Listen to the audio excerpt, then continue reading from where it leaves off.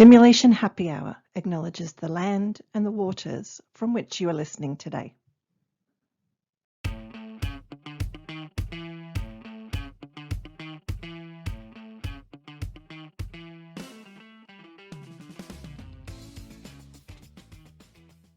Welcome to Simulation Happy Hour. Sit back, relax, and let's talk about all things sim. Ready? Here we go. And good morning to another Simulation Happy Hour. I'm Kerry Reedsell. I'm Jenny Bassett. I'm Mel Barlow, and Jane will be coming shortly. Sydney traffic. And today, team, we have a wonderful guest, Tracy Levett-Jones.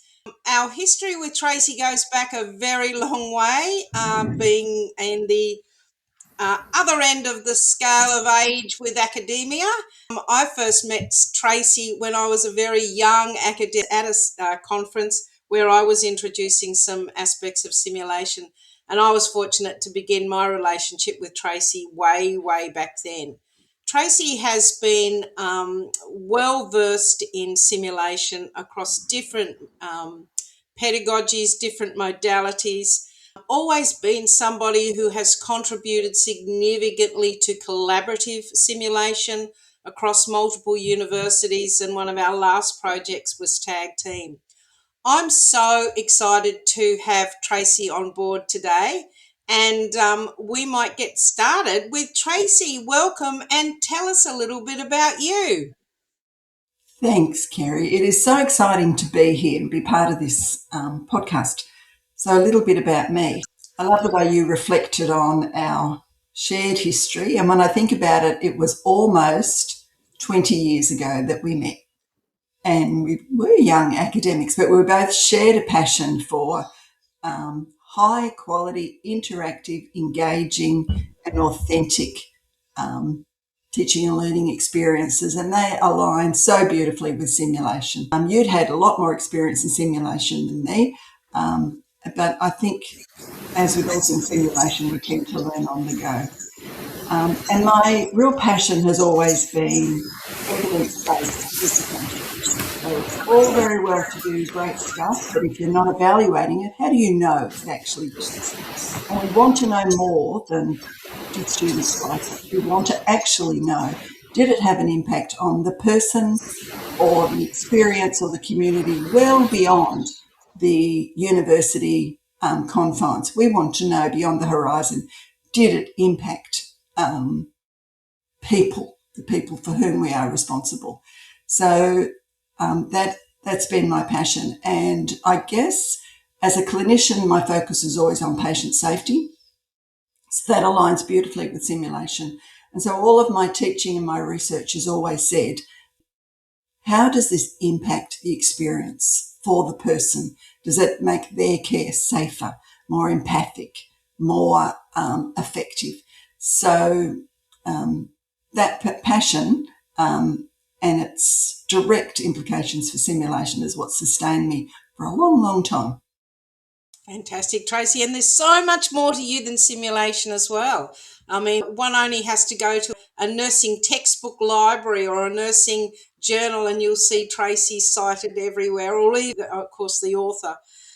Tracy, I'm excited to have you here today because what you are working in the space of sustainability and looking after our planet and what we do inside of education and even simulation to really get our learners to be engaged in this space and to be cognizant of what they do as not just students but as healthcare professionals and how we can make changes. I'm also excited the fact that when we talk about simulation, so often people associate with an inside classroom event, a laboratory event.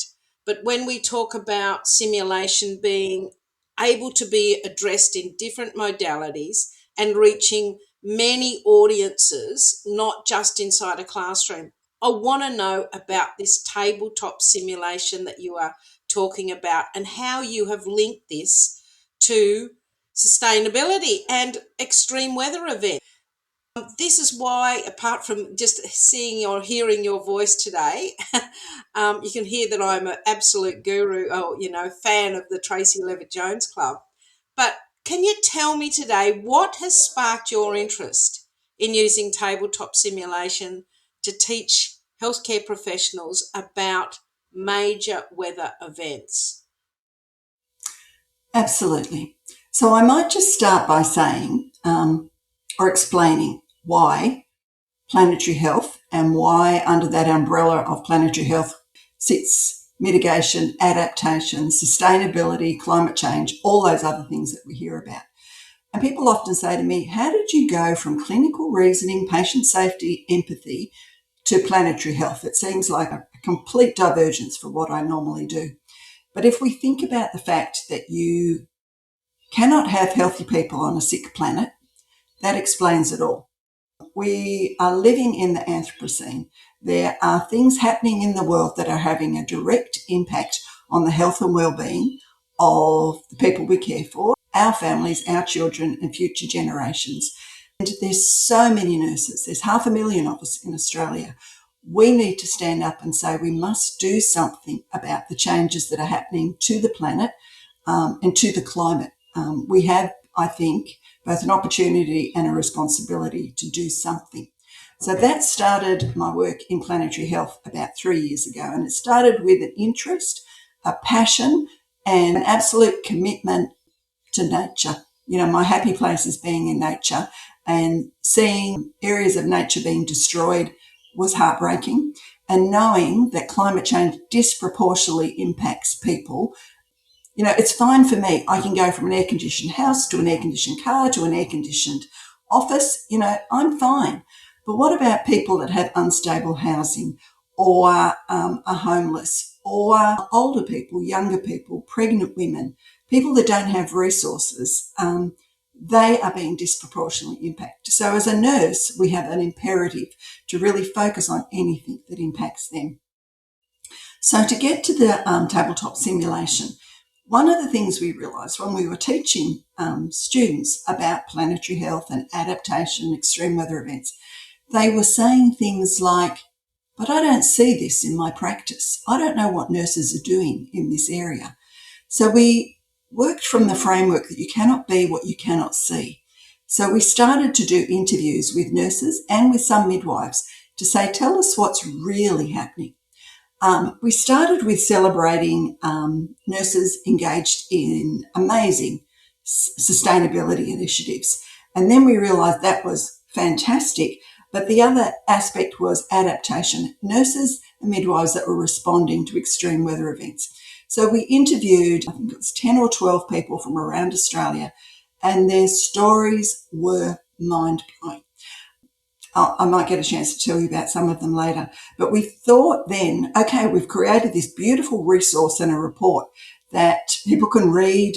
It's on our website. Students can read it. But then what we wanted to do was engage students. How can they be part of the story? How can they be the protagonist in their own extreme weather event? So that's where the extreme weather event tabletop simulation came from. We did not want to create disaster nurses. That's a postgraduate course. But we wanted to raise students' awareness and say, look, you may be involved in this type of situation. We know 60 to 80% of all health professionals report being involved in an extreme weather event. So we wanted to say to them, this will be part of your lived experience now and much more into the future. So we wanted to create an evolving conversation, and we could have just given them a lecture. We could have just had a tutorial. But what we wanted to do is harness the beauty of simulation, the interactivity, the spontaneity, and the engagement that only simulation can elicit. And so we created a tag team tabletop simulation, has 6 scenarios, and each of them are linked to real experiences, real nurses or midwives' experiences. And we take them through the unfolding event and ask them to respond. Fantastic. Thank you, Tracy. Could you give us an example of an actual kind of scenario that you've created? Yeah, sure. Why did you focus on that? You've given us a bit of an outline on that, but I guess to help our listeners kind of understand the concept a little bit more. Yeah. So we wanted to situate the tabletop simulation in the Australian context. So the people we interviewed were from around Australia, and they described extreme weather events like bushfires, cyclones, thunderstorm asthma, heat waves, floods. So the one I'm going to talk about is one that really moved me. It was a young midwife that found herself being evacuated from a flood in northern New South Wales a couple of years ago. The levee had been breached, and the only area in this community that was out of the flood zone was a small primary school on a hill. So she was evacuated there with her partner, her brother-in-law, her mother, and then over a couple of hours, about 100 people turned up. These were a lot of older people, and they were coming with splash injuries to their eyes from floodwater. A lot of them were on anticoagulants and been injured during the evacuation, so they were bleeding. People had been evacuated rapidly. They hadn't had adequate warning. So they were turning up, people with diabetes type 1 that had turned up without their glucometer or their insulin or any food. There was one mum who had a 2-week-old baby who swam through the floodwaters with her newborn baby in an esky to get to safety. There were quite a few young mums, some that were breastfeeding, some that were formula fed, but that evacuated so quickly that the formula fed babies, most of them hadn't turned up with bottles or ways to sterilise bottles or formula. So Sune arrived there, and there was her, an enrolled nurse, and a retired paramedic. And she realised she had to coordinate this event, this situation. So as nurses and midwives and other healthcare professionals realise, we have domain-specific knowledge and skills, but we have much broader knowledge and skills, the ability to communicate, collaborate, lead, delegate, and that's what came to the fore. Sune realised that she needed to break these people up. And so she had people boiling water in the canteen that they could cool and use to flush out eyes to clean wounds. She had someone go into the lost property and tear up clothes that she could use for bandages. She said, go into the canteen and see whatever food is there. We need to cook this food because people were freezing and they were hungry. So can you cook whatever food there is? She had her partner and her brother-in-law go on jet skis to people's homes to see if the fridges were still cold, because they often are, to get out the insulin, things like that. She said to some of the breastfeeding mums, would you feel comfortable feeding these other babies? And they did. What she realised was she could bring a community of people together and she could lead that community. And she had to support them. And obviously they were scared and frightened and cold and hungry. She had to support them for, I think it was about 48 hours before they could evacuate them to another major centre. And then only a couple of little dinghies were available. So she had to say, these are the priorities. And at the same time, as professionals do, she was documenting everything so that when they were evacuated, she could say, this person's a type 1 diabetes, you need to get them assessed really quick. Can you look at this 2-week-old baby really quickly? So she documented everything. She coordinated the evacuation without any experience in disaster management or triage, but just all those deeply held skills that we take for granted or often overlook. She used those skills. And so through the tabletop simulation, that's what we wanted to say to students, and we've also done it with healthcare professionals. So you've got these skills. You may feel completely out of your comfort zone, but you've got a set of skills that you may well be called upon to use. So that was just one example. There were many other examples. Incredible nurses and midwives doing wonderful thing in extreme situations that I could not even imagine. And because they're real and authentic, they really capture students' imagination and they want to be involved. Great. That's a great example, Tracy. That is amazing sort of a story. Never in your career would you think you might be caught in a situation like that. So It's a great description of what you've given us, but what were the main skills or insights that you hope that the participants and the students would come away after the simulation with? As well as we wanted them to develop some confidence in that if they were involved in this situation, they didn't have to have all the answers. They didn't have to have all the equipment, all the resources, all the personnel, but they could do something, and that they had enough general knowledge and skills to do something and to be involved and to step up. So we wanted that. But the other thing we really wanted, and this started off as our primary goal, we wanted them to have meaningful conversations about the changing climate. And we wanted them to say, this is happening in our world. Excuse me. What does it mean? What does it mean for the immediate response to an extreme weather event? But as a healthcare professional, what is my responsibility in terms of what do I need to learn? Where are my opportunities for activism? Where do I need to advocate? I need to understand, for example, who is likely to be disproportionately impacted. And I need to be a voice for people that may not have a voice. So we wanted them to walk away saying, more than anything, there's so much more I need to know. There is so much I need to learn, and I need to be part of a movement that will really have an impact. You know, with 500,000 nurses, for example, in Australia, imagine if all of those nurses stood up and said, these are the things that are impacting the climate, both in my local area, nationally and internationally. And I will do something. Can't do everything, but I will take action, and I will be an activist. I will advocate. I will vote responsibly, and I will learn as much as I can. Fantastic. How fortunate are those learners to have been in that simulation? Tracy, my question is around the engagement of the learners in terms of tabletop does not require a lot of technology. So there's often a premise that, you know, the higher the technology, the greater the level of realism. So my question is, how did you design this tabletop so that it did feel real and engaging without all of that high-tech equipment? So talking to simulation experts, you'd know that simulation, there's a wide range, a continuum of either what we used to call fidelity or we call authenticity. And I think the most important thing for any simulation is that you can hand on your heart and say, this is authentic. It is relevant to practice. It is something that students will use in their future careers.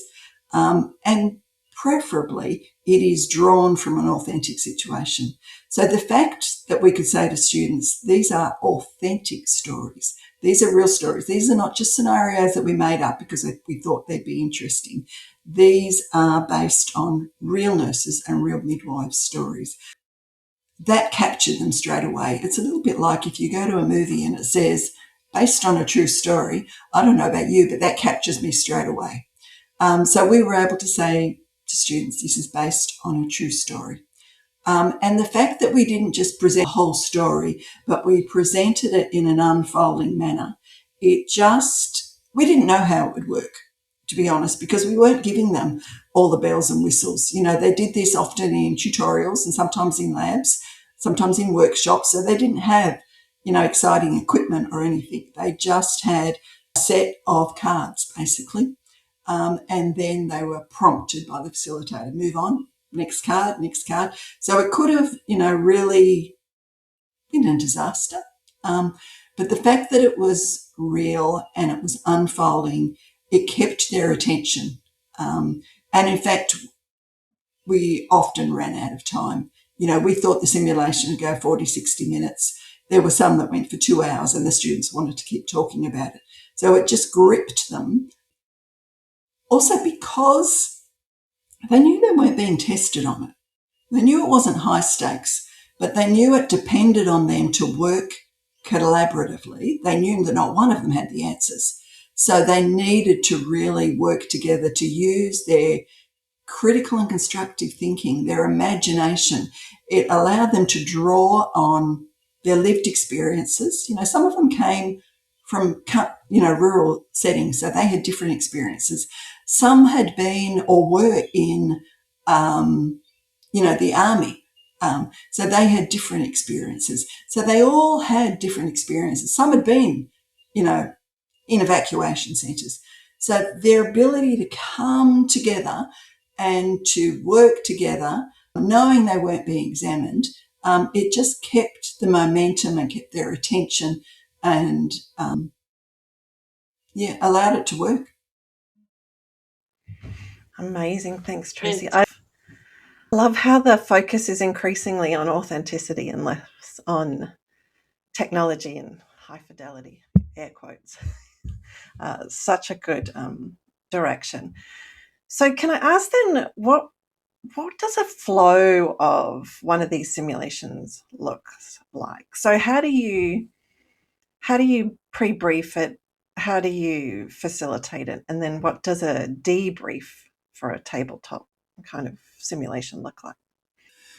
Because we realised that many of the educators that would be facilitating these simulations would have no disaster experience, no experience or knowledge about planetary health, we didn't want them to be out of depth. We wanted to provide an experience that required no prior learning for either the facilitator or the students. So we provided very structured resources that anyone could pick up and run with it. So like most simulations, and certainly most tabletop simulations, because that's not an approach we invented. A lot of tabletop simulations are used by councils, by community centres, for responding to a cyber threat, responding to a disaster. So we followed the basic premise, which is debrief, brief, simulation, debrief. So in the briefing, we explain to students that these simulations were derived from authentic experiences, that they don't have to have all the knowledge they need. There'll be times they'll feel completely out of their depth, and we just want them to respond in the best way possible. We tell them that we give them a little bit of background about climate change and how climate change is having an impact on the world, the community, and the systems that they'll be working within. So we want to emphasise that this is relevant to their future practice. So it's not just an idea that we thought would be fun. It's, this is helping to prepare them for their future practice.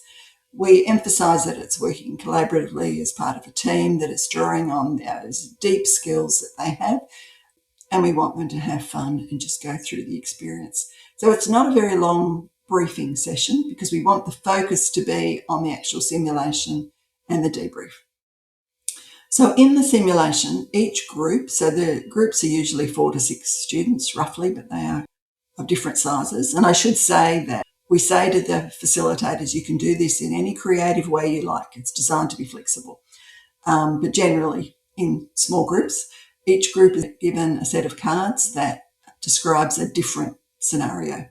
As I said before, bushfires, floods, cyclones, heat waves, thunderstorm, asthma events, those sort of things. And they're told they can turn over the first 2 cards. The first 2 cards just provide the background. That's all. And then when they've read that, they've had the briefing, they're ready to go, the facilitator says, turn over 1 card. And the card situates them. You're in northern Queensland and there's been a cyclone, and you've been told, you've been asked to go to the local basketball stadium where there's going to be a number of people coming because it's an evacuation centre. So can you just go there, coordinate, help, get things set up? And that's basically all the information they get. And then there's some questions like, what are you going to do? What do you prioritise? What do you need? What are your concerns? And so they're completely out of their depth. But they have to start thinking, right, do I have first aid kits? Is there enough water? Is there any other healthcare professionals? How many people are coming? Those sort of things. So they just have to really brainstorm. And after about 10 minutes, they get given the next card. So 40 people have arrived. These are the type of injuries they've got. You're told that there is a midwife there. You're told that there is these many community members. What are you going to do now? And it's starting to get dark. And they're worried about the power going off. So what do you need? What equipment do you need? Where can you get that equipment from? So they're just continuing to brainstorm. And then the next card is usually one that, raises the level of complexity a bit. So in that particular scenario, you're being told that the Riverside Caravan Park is being evacuated. And in that caravan park, there's a lot of people that come from disadvantaged backgrounds. Women escaping domestic violence, people with substance abuse problems, people that they've been located there, that's their first stop after they get out of prison. And all of those people are going. So now they've got to think of the psychological consequences of women and children, escaping domestic violence, and ex-prisoners and people with substance abuse. How are they going to keep all these people safe? So it just keeps just upping the ante a little bit and making them think very constructively about basically keeping people safe, and caring for their psychological and emotional needs, and knowing that they can't do everything, but who can they call on? Who's in their group that they can call on? And it just proceeds. There's not that many cards like that, maybe 4 or 5. And then it goes to the debrief where they reflect on their experiences. How did they feel as the situation evolved? What were their key challenges? Because that's where the whole group come together and they tell a little bit about the different scenarios, and they look for similarities. And it's really what light bulb moments did they have? What worked? What did they learn? There is, depending on the amount of time and the level of the student or the learner and the participant, there are some higher order questions that we also give them. And we also then finish with, so if you had to advise this community about how to prepare for a potential future event, what advice would you give them? So it's those type of questions that really just takes them on a journey. Oh, I think I'd like to have a go at this simulation, Tracy. It's sounding more and more exciting the more you tell us about it. Now that you've run the simulations, can you share with our listeners how has the simulation helped different healthcare roles to learn about communication in these situations and to work together in a crisis? Oh, thanks, Jenny. I think what it has taught, and certainly taught me and taught the facilitators, is there are times as nurses we need to drop the title nurse and remember that we are healthcare professionals. And these type of simulations allow the learner to say, we are all in this together. We are one team. We may need to work outside our scope of practice at times, which is risky, particularly for learners. They don't want to hear that. But it's how do we all come together and how do we solve the unfolding problems that we encountered in the simulation, may encounter in the future?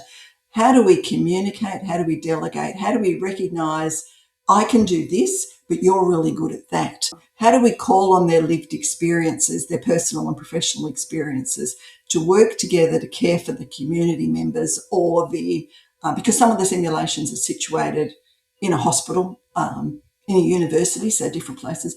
But what do we need? How can we call upon all the people? Some of the simulations bring in maintenance staff or bring in security staff. There are times when we just need to be one team, which is a really good experience for nurses because and other healthcare professionals, we tend to work in silos. We're very comfortable in silos. But this simulation allows them to say, hang on a minute, how can we best use all of our resources, our shared resources, our individual resources and expertise to really respond to the unfolding situation. That interprofessional, that collaboration, awesome. Tracy, out of the simulation, what do you think surprised you most about how participants responded or the decisions they made during the exercise? I guess I was surprised how engaged they were because it was an experiment. And when we did the original interviews with the nurse and midwives, we didn't actually plan to create a simulation. That was just, an idea that came out of it. And like many simulations, you say, I've got an idea. And we didn't know how to go. So I was surprised, irrespective of where we have this simulation, with undergraduate students in workshops with different healthcare professionals, they all get completely engaged. So that was a delightful surprise. But the other surprise, I think, was just how much they know. And I think that was a surprise for them as well, that when you bring a group of people together that are willing to drop their professional boundaries and work together, how much they know.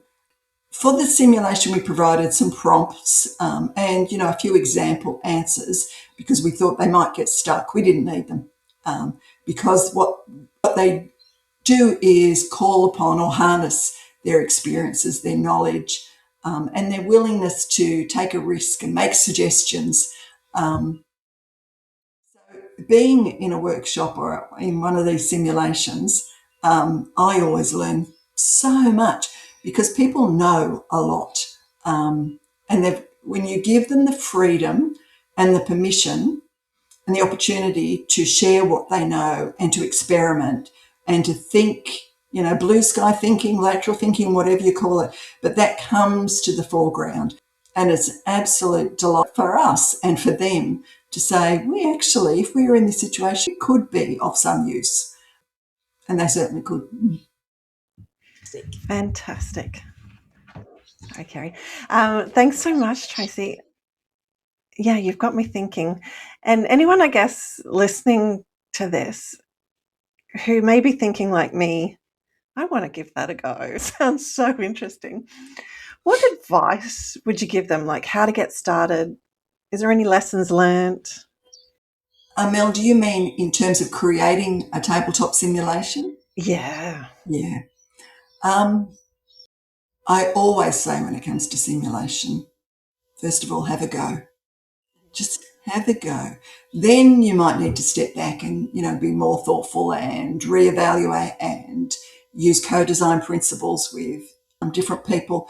But sometimes with simulation, we've got to jump out and say, let's give this a go. Let's give this a go with a small group and get feedback. So I think creating a tabletop simulation, I think authenticity is the key. You've got to be able to say this is real, this matters, it's drawn from real experience. But because you don't need a huge amount of equipment or resources, it's very doable, obviously very cost effective.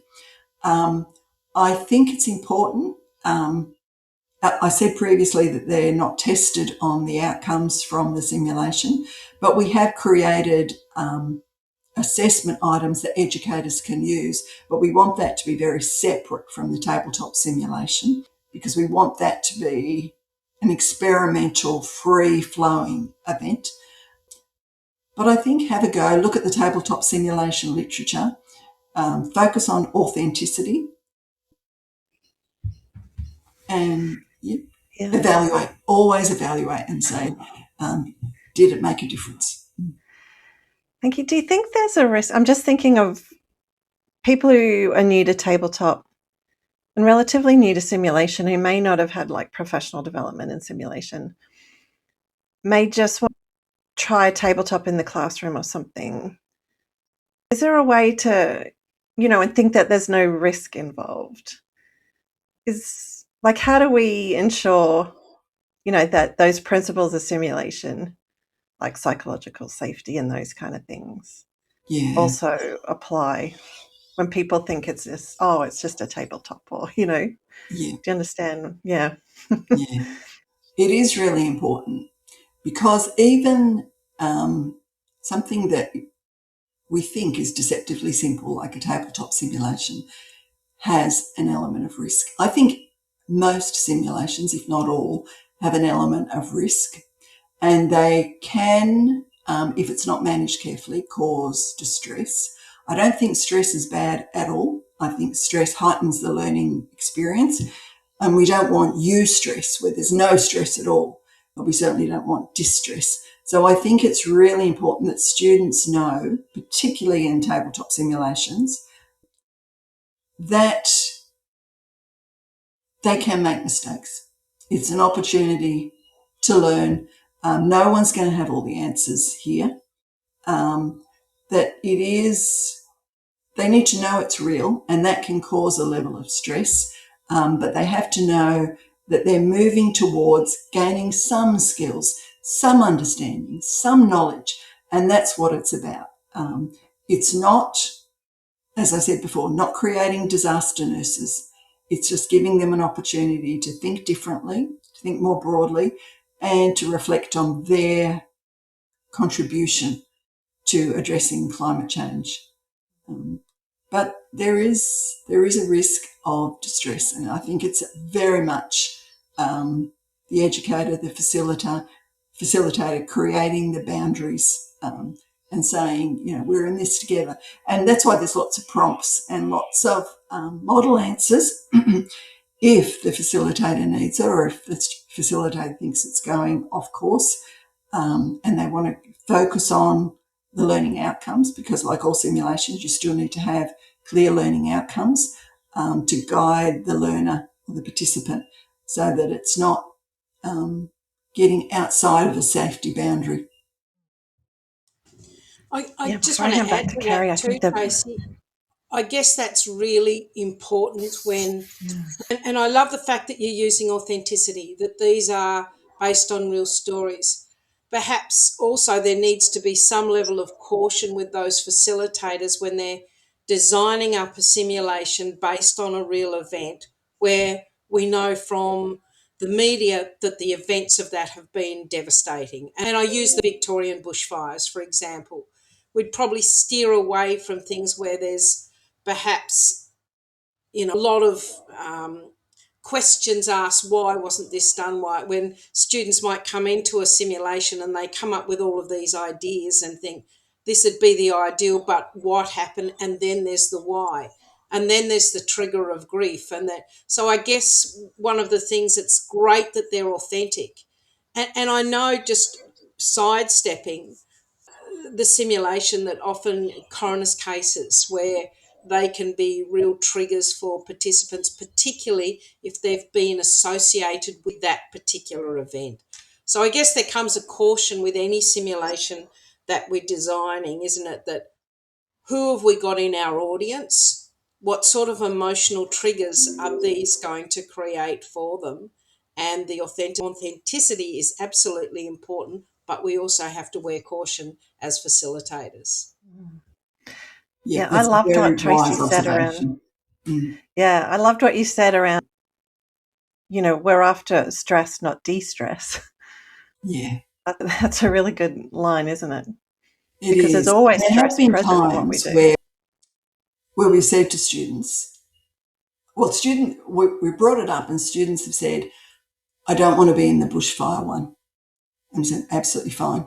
Would you like to be in the thunderstorm asthma?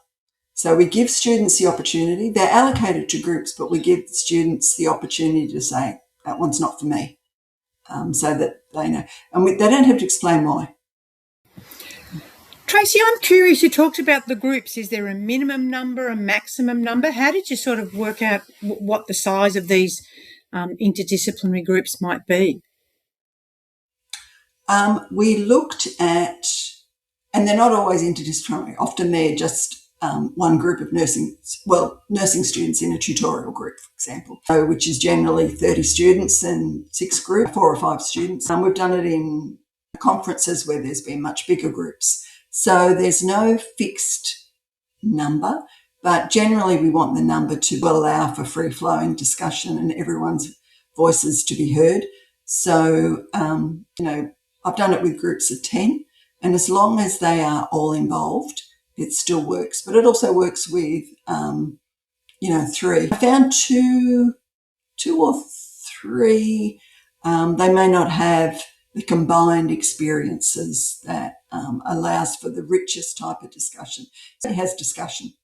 But I think if you get a good sized group, 4 or 5, 6, then the diversity of their previous experiences allows for much more richness in the learning opportunity. Thank you for sharing that. Any other questions, girls, for Tracy while we've got her here with our captive audience? Unfortunately, I think our time is up and I wish we could just keep talking. So I think there's just really the golden question at the end. Over to you, Jen. You're the usual to ask that question. So, Tracy, our most favourite question is, if you could be anywhere in the world having a drink, where would you be and what might you be sipping on? I love that question. So I am a dual national, so I'm going to be cheeky and say there's two places, and I'll tell you really quickly. I'm from the UK, so I was born there and one of my daughters lived there. So being in an English pub in a village where she lives and having mulled wine, looking outside the snow or the countryside, it's just beautiful.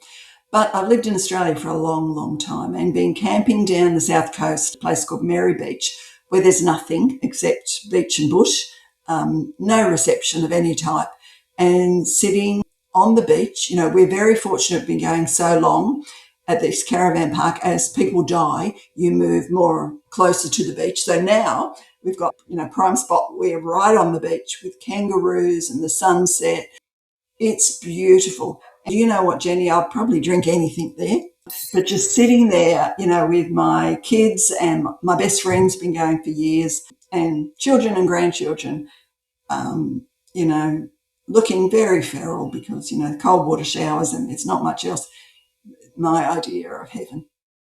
Sounds so good. Yes. Tracy, Beach. what can we say?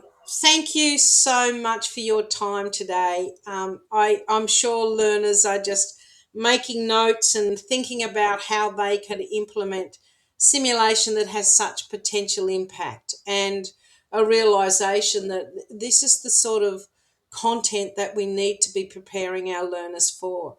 I just love what you've done. And again, Tracy, thank you for your wisdom. Thank you for your time. It's always a joy being around you. Thanks. Thank you all. It's been an absolute pleasure. Thank you, Tracy.